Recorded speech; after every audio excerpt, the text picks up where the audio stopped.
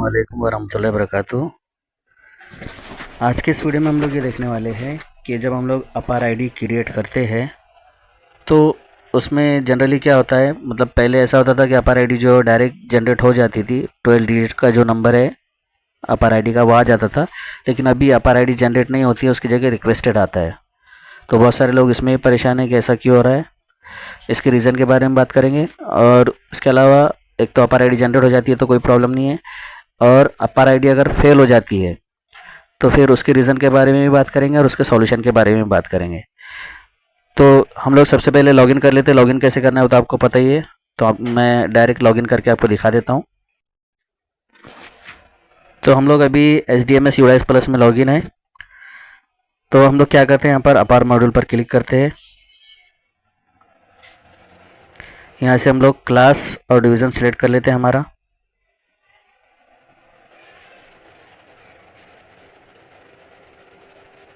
यहाँ पर ऑल का ऑप्शन आ रहा है, ऑल भी करेंगे तो भी चलेगा। उसके बाद में गो पर क्लिक करेंगे हम लोग। तो अभी इसमें ऑल का ऑप्शन बता रहा था, उसके बाद में थोड़ी देर के बाद में डिवीज़न भी बता दिया। तो हमने डिवीज़न पर क्लिक करके जो है यहाँ पर हमारी जो लिस्ट है स्टूडेंट की वो आ चुकी है। तो यहाँ पर एनरोलमेंट दिखाता है, मतलब टोटल बच्चे कितने एनरोल है वो दिखाता है। अब रिक्वेस्टेड यहाँ पर दिखा रहा है 3, मतलब 3 अपार आईडी के लिए रिक्वेस्ट की गई है। तो जनरली पहले क्या होता था, अपार आईडी डायरेक्ट जनरेट हो जाती थी, लेकिन अभी क्या होता है ये रिक्वेस्टेड में चली जाती है। उसका रीज़न ये है कि जो पोर्टल है या सिस्टम है उसको रिव्यू करता है, वेरीफाई करता है कि जो बच्चा है वो कहीं पर पढ़ रहा है क्या, या डुप्लीकेट एंट्री उसकी हुई है क्या किसी स्कूल में। क्योंकि क्या होता है अभी कई सारे बच्चे जो है पेरेंट्स जो है एडमिशन ले लेते हैं किसी स्कूल में, और वहाँ पर जो है उसकी एंट्री हो जाती है। और बहुत सारे पेरेंट्स जो है मतलब आधार जो है वो नहीं देते हैं, तो वो 99912 टाइम्स डालकर जो है आधार नंबर जो है वो डाल देते हैं और फिर उसकी एंट्री हो जाती है। तो उसको वेरीफाई किया जाता है, और फिर जहाँ पर मतलब आधार नंबर जो एक्चुअल है बच्चे का अगर कहीं पर इनरोल्ड है तो वहाँ पर भी वो दिखा देता है। तो फिर वो पूरा सिस्टम जो है उसको रिव्यू करता है, वेरीफाई करता है, और वेरीफाई होने के बाद जब पूरी तरह से वेरिफिकेशन हो जाता है तब ये अपार आईडी जो है जनरेट हो जाती है। तो उसको थोड़ा सा टाइम लगता है, मतलब 2-3 घंटे 4 घंटे या कभी कभी 1-2 दिन 3-4 दिन में जनरली ये रिक्वेस्टेड जो है वो जनरेट हो जाती है। यहाँ पर अपार आईडी जो है जनरेट हो जाती है रिक्वेस्टेड वाली। तो इसके बारे में कोई टेंशन लेने की ज़रूरत नहीं है। हम लोगों ने तो अपना काम कर दिया है, अपना काम हम लोग कर चुके हैं। हमने अपार आईडी जनरेट कर दी है, रिक्वेस्टेड में चली गई, कोई प्रॉब्लम नहीं है। हमारा काम हो चुका है, वो जनरेट हो जाएगी, या फिर कुछ एरर होगा तो वो एरर आ भी जाएगा। उसके बाद में क्या होता है कि जो जनरेटेड है वो यहाँ पर हम लोग को दिख जाते हैं कितने बच्चे जनरेटेड है, कितने बच्चों की अपार आईडी जनरेट हो चुकी है, और कितने बच्चों की अप्लाई नहीं हुई है अभी तक, वो नंबर भी हम लोग यहाँ पर दिख जाता है। और उसके बाद में यहाँ पर दिखता है हम लोगों को फेल्ड। तो रिक्वेस्टेड होने के बाद में अगर सिस्टम उसको रिव्यू करता है, वेरीफाई करता है, और कुछ उसमें एरर रहता है तो उसको फेल कर देता है। फिर वो बच्चों की अपार आईडी जो है वो फेल में चली जाती है। फिर हम लोगों को उसका कुछ सॉल्यूशन निकालना पड़ता है, नहीं तो फिर वो डायरेक्टली 2 या 3 दिन में जनरेट हो जाती है। अब हम लोग अगर यहाँ पर देखेंगे तो 3 अब बच्चों की अपार आईडी जो है वो फेल हो चुकी है। मैं आपको दिखा देता हूँ। अगर हम लोग ये फेल पर क्लिक करते हैं तो वो बच्चों का नंबर हम लोग यहाँ पर दिख जाता है, वो कौन कौन से बच्चे उनके नाम वगैरह आ जाते हैं जिनकी अपार आईडी जो है वो फेल हो चुकी है, जनरेट नहीं हुई है। अब यहाँ पर देखिए कि यहाँ पर उसका जो रीज़न है वो भी लिखा हुआ है कि क्यों फेल्ड हुई है, स्टेटस क्यों फेल्ड हुआ है, अपार आईडी जनरेट क्यों नहीं हुई है। तो यहाँ पर एक एरर ये आ रहा है कि एरर फ्रॉम अपार सर्विसेज प्लीज़ रीजनरेट अपार आईडी। तो यहाँ पर रीजनरेट करने के लिए बोल रहा है अपार आईडी, और 2 में कॉमन एरर है, you are reach the maximum account limit for this mobile number please try a different number. ये दोनों में सेम एरर है। तो यहाँ पर भी कोई प्रॉब्लम नहीं है। क्या होता है कि जनरली पेरेंट्स मोबाइल नंबर नहीं देते तो हम लोग क्या करते हैं, ज़्यादातर बच्चों का जो मोबाइल नंबर है वो HM का डाल देते हैं, या फिर टीचर अपना खुद का डाल देते हैं। तो इसकी वजह से भी एरर आता है। हम लोग ज़्यादा से ज़्यादा 5 बच्चों का जो है ऐसे मोबाइल नंबर अपना डाल सकते हैं या HM का डाल सकते हैं। 5 की परमिशन है, 5 के अलावा अगर हम लोग 6 डाल देते हैं तो फिर ये फेल हो जाती है, अपार आईडी जो है जनरेट नहीं होती है, उसको एरर बता देता है, वो फेल में चला जाता है। तो कोई बात नहीं है, अगर हम लोग पेरेंट्स के अगर नंबर हमारे पास है तो उनका नंबर डाल देंगे, फिर कोई और डिफरेंट नंबर भी हम लोग ट्राई कर सकते हैं। तो ये प्रॉब्लम जो सॉल्व हो जाएगा और ये अपार आईडी जनरेट हो जाएगी। और जो पहला वाला एरर है, एरर फ्रॉम अपार सर्विसेज, तो ये भी इतना बड़ा प्रॉब्लम नहीं है। अब हम लोग अगर यहाँ पर मतलब फिर से अगर रीजनरेट करेंगे तो अपार आईडी जनरेट हो जाएंगी। ठीक है, तो हम लोग देखते हैं अभी इसमें क्या कर सकते हैं। हम लोग नंबर चेंज करके देखते हैं कि अपार आईडी जनरेट होती है या नहीं। तो इसके लिए हम लोगों को क्या करना पड़ेगा, जो स्टूडेंट डेटा है, मतलब जो जीपी ईपी एफपी हम लोगों ने कंप्लीट किया है, उसी में से हम लोग मोबाइल नंबर चेंज करके जो है ये अपर आईडी को फिर से जनरेट कर देंगे, तो ये प्रॉब्लम सॉल्व हो जाएगा। तो उसके लिए हम लोग क्या करना है, जो बच्चों के नाम है अगर उसी पर क्लिक करेंगे तो हम लोग जीपी ईपी वाला जो डेटा है हमारा एनरोलमेंट डेटा है वहाँ पर हम लोग पहुँच जाएंगे। तो अभी मैंने यहाँ पर क्या, यहाँ से मैंने जो मोबाइल नंबर था उसको हटा दिया है। अब मैं जो पेरेंट्स का एक्चुअल नंबर है, ये एचएम का नंबर था, जहाँ से बच्चा आया था वहाँ के एचएम ने अपना डाल दिए होंगे, तो क्योंकि ये इंपोर्ट किए हुए बच्चे ज़्यादातर तीनों भी, तो अब मैं जो एक्चुअल पेरेंट्स का नंबर है वहाँ पर डाल के जो है इसको सेव कर दूँगा। तो यहाँ पर मैं पेरेंट्स का नंबर डाल चुका हूँ जो एक्चुअल है। मैं पूरा नंबर आपको नहीं दिखा रहा हूँ फॉर अ रीज़न, यूट्यूब की जो पॉलिसी है उसके अगेंस्ट हम लोग काम नहीं कर सकते तो इसीलिए मैं ये पर्सनल डेटा, इसलिए मैं पूरा नंबर नहीं दिखा रहा हूँ। तो मैं डाल चुका हूँ, इसको मैं सेव कर लूँगा यहाँ से।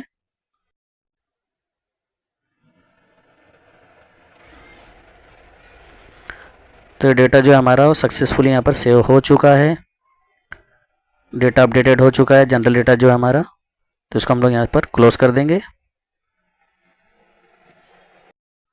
अब ये जो दूसरा बच्चा है जिसकी अपर आईडी जो है फेल हो गई थी, उसका भी सेम प्रॉब्लम था मोबाइल नंबर का, और सेम नंबर यहाँ पर भी था, तो यहाँ से उसको भी मैं हटा चुका हूँ।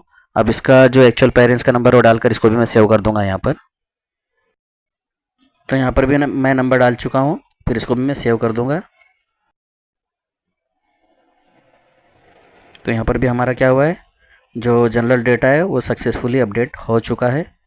इसको क्लोज कर देता हूँ मैं। उसके बाद हम लोग को क्या करना पड़ेगा, कंसेंट फॉर्म भर के फिर से अपर आईडी जो है वो जनरेट करना पड़ेगी इन बच्चों की। तो हम लोग क्या करेंगे, यहाँ पर रीजनरेट पर क्लिक करेंगे और फिर से अपर आईडी जो है वो जनरेट कर लेंगे।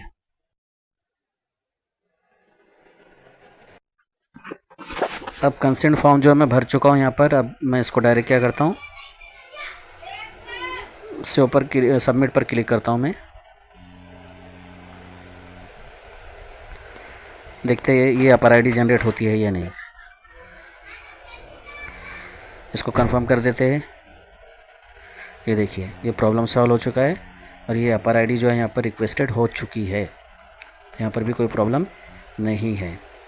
ठीक है, अब जो दूसरा एरर है सेम उसमें भी हम लोग ऐसे ही कंसेंट फॉर्म भरना है और वो अपर आईडी भी जो है जनरेट हो जाएगी। अब यहाँ पर देख लेते हैं जो हम लोगों ने स्टार्ट में देखा था एनरोलमेंट कितने हैं रिक्वेस्टेड। अभी ये रिक्वेस्टेड यहाँ पर जो है पहले 3 थे, अभी 4 हो गए, क्योंकि अभी हम लोगों ने एक अपर आईडी जो है रिक्वेस्टेड की है। जनरेटेड सेम उतने ही। फेल देखिए, पहले 3 थे अभी 2 हो गए, है ना। तो इस तरह से एक और आपको मैं करके दिखाता देता हूँ डायरेक्टली। फिर यहाँ पर देखिए नंबर कैसे कम होता है। यहाँ पर देखिए अब ये 2 रह गए हैं। वापस हम लोग रीजनरेट पर क्लिक करेंगे और अपर आईडी जो है जनरेट कर लेंगे। तो यहाँ पर एक दूसरी बच्चे का कंसेंट फॉर्म भी मैंने भर दिया है। इसको भी मैं सबमिट पर क्लिक करता हूँ, कंफर्म कर देता हूँ। अब यहाँ पर some mandatory fields value are incorrect. अब इसमें देख लेते हैं क्या एरर आ रहा है। ये ओके कर देते हैं। अब देखिए एक्चुअली यहाँ पर जल्दबाजी में क्या हुआ, मैंने यहाँ पर ये सिलेक्ट ही नहीं किया। ओके, यहाँ पर आधार में सिलेक्ट कर लेता हूँ और वापस हम लोग सबमिट करते हैं। कंफर्म, ये अपर आईडी जनरेट हो जाएगी। रिक्वेस्टेड हो चुकी है ये अपर आईडी भी, ये बाद में जनरेट हो जाएगी। तो यहाँ पर भी कोई प्रॉब्लम नहीं है। ठीक है, अब इसको बैक ले लेते हैं। यहाँ पर देखिए रिक्वेस्टेड जो है अभी 4 थे, अभी 5 हो गए हैं। और फेल में देखिए कितने बता रहे हैं, 1। 3 में से 2 की अपर आईडी जो है वो रिक्वेस्टेड हो चुकी है। अब जो एक फेल है उसको भी देख लेते हैं, उसको भी जनरेट कर लेते हैं। अब उसका भी पता चल जाएगा हम लोगों को। फेल पर मैं क्लिक करता हूँ। ओके, यहाँ पर रीजनरेट पर वापस क्लिक कर देंगे हम लोग। जो तीसरी बच्ची है इसका भी कंसेंट फॉर्म मैं भर चुका हूँ। इसको भी मैं सबमिट पर क्लिक करके देखता हूँ अपर आईडी रिक्वेस्टेड होती है या नहीं। कंफर्म कर देते हैं। अब यहाँ पर एरर क्या आ रहा है, Aadhaar details could not be validated. तो ये भी कॉमन एरर है। आधार डिटेल्स हम लोग वेरीफाई कर देंगे तो ये प्रॉब्लम भी सॉल्व हो जाएगा। Please verify Aadhaar number, name as per Aadhaar, gender and DOB for the students. Okay, ये एरर इसमें आ रहा है। तो इसको ओके पर क्लिक कर देंगे और फिर बाद में जो है आधार को वेरीफाई कर देंगे तो प्रॉब्लम सॉल्व हो जाएगा। वही मैं आपको करके दिखा देता हूँ। अब इसके लिए हम लोग को क्या करना होगा, यहाँ पर जितने भी ऑप्शन दिखते हैं हम लोगों को, जितने भी टाइप दिखते हैं उसमें से हम लोगों को लिस्ट ऑफ ऑल स्टूडेंट्स जो है उस पर जाना पड़ेगा और फिर जो एक्टिव स्टूडेंट है इस पर क्लिक करना पड़ेगा। और एक्टिव स्टूडेंट पर क्लिक करने के बाद हम लोग यहाँ पर जो है क्लास सेलेक्ट करना पड़ेगा और आधार स्टेटस ये ऑल ही रहेगा। फिर हम लोग यहाँ पर नाम सर्च कर लेना पड़ेगा जिस बच्चे का हम लोगों को चेक करना है। तो मैंने यहाँ पर सर्च कर लिया है। अभी यहाँ पर देखिए उसका जो एरर आ रहा है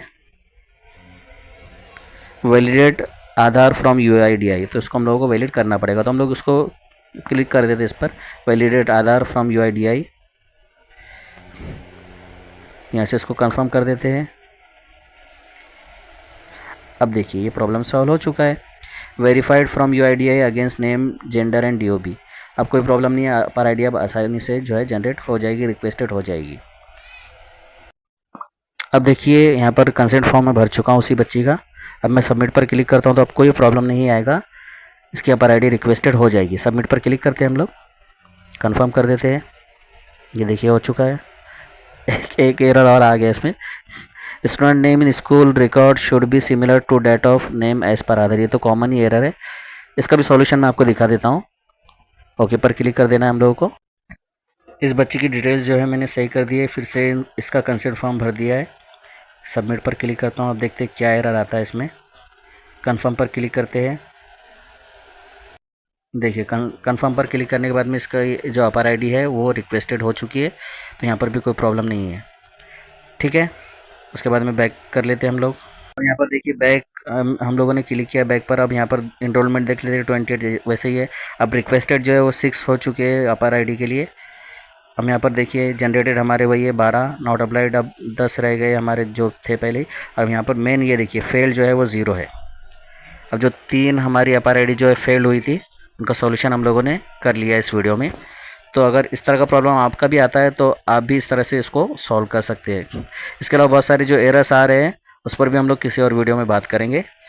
तो मुझे उम्मीद है मैंने जो समझाया आपको समझ में आ गया होगा और इस तरह से आप लोग भी अपने प्रॉब्लम का सॉल्यूशन कर सकते हैं अगर ये प्रॉब्लम आपको भी आ रहे हैं तो फिलहाल इस वीडियो में इतना ही। मिलते हैं फिर किसी नए वीडियो में नई इन्फॉर्मेशन के साथ, नए टॉपिक के साथ। तब तक के लिए शुक्रिया। अल्लाह हाफिज़।